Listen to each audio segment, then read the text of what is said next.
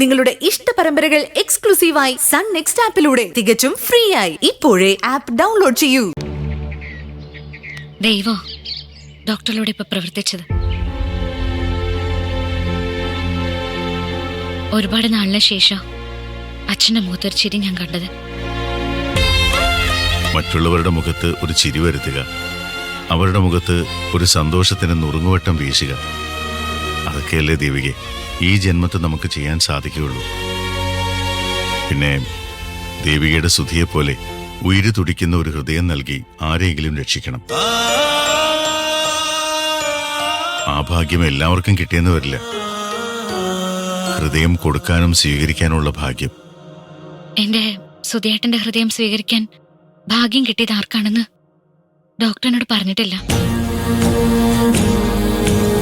അത് ചിലത് അതിന്റെ സമയത്ത് താനേ അറിഞ്ഞോളൂ. എന്തായാലും അടുത്ത ദിവസം ആ 10 ലക്ഷം കൊടുക്കുന്നോടെ പലിശ എന്ന മഹാബാധ ഒഴിയും.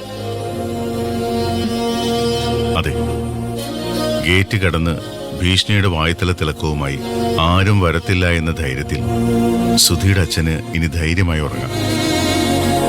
അതെ, അച്ഛൻ ഇന്ന് സന്തോഷത്തോടെ അത്താഴം കഴിക്കും, അമ്മ സമാധാനത്തോടെ ഉറങ്ങും. ദേവികയെ പോലൊരു മകളാ ആ അമ്മയുടെ ഭാഗ്യം.